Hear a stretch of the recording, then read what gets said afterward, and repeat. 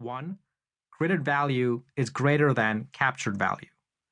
This is the value equation that drives your business model's unique value proposition, UVP.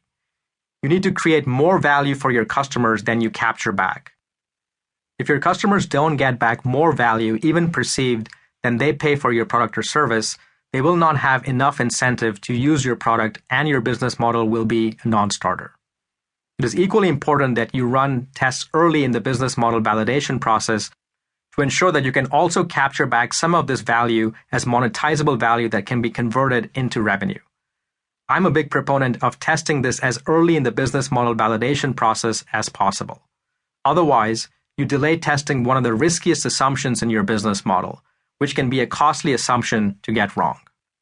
Even free users in services like Facebook and Twitter aren't truly using these services for free. They pay for their usage through a derivative currency that I'll describe shortly. 2. Captured value has to be greater than or equal to the cost of value delivery. This is the monetization equation that drives sustainability and profits in your business model. You need to capture back at least as much value as it costs you to deliver this value, or your business model also falls apart. There is no business in your business model without revenue. A for-profit business model aims to maximize the difference between value captured and the cost of delivering value, while a not-for-profit business model aims to keep this difference as close to zero as possible. Created value is greater than captured value, which is greater than or equal to the cost of value delivery.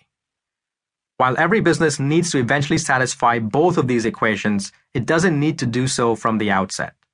In the lean approach, we tackle them one at a time, from left to right.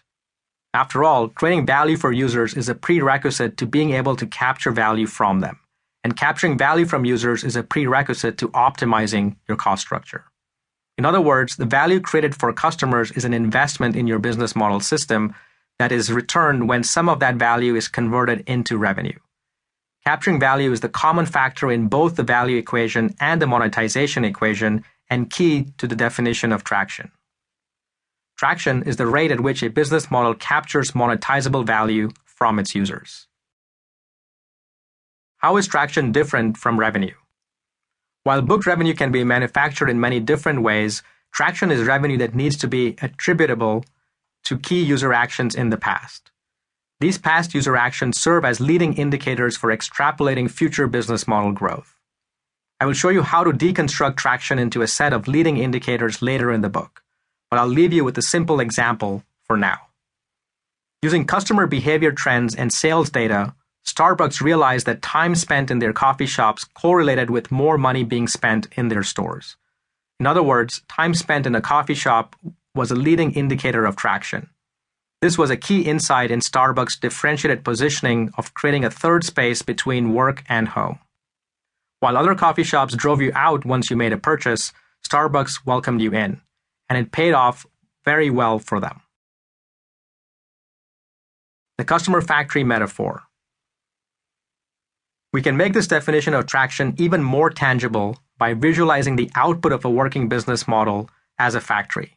In this factory metaphor, the job of the factory is to make customers. An illustration of this can be found in the bonus material included with this audiobook. It works by taking in unaware visitors as inputs on the left, creating, delivering, and capturing value from these visitors inside the black box, which we'll deconstruct later, and creating happy customers on the right. Why happy customers? Why not satisfied customers or just customers? The reason I describe the output of this customer factory as happy customers is that emotion plays a major role.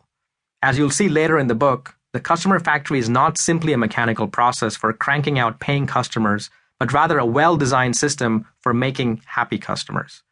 You might also be wondering whether the goal of every business is to create happiness. What about hospitals, insurance companies, and divorce attorneys? I don't believe every business needs to always create smiling customers, but every business does need to create customer value and leave its customers better off than when they started. In other words, to create progress in their customer's journey. So by that definition, even alleviating pain or providing security qualifies as happiness. Finally, I want to make a subtle but important distinction between making happy customers and making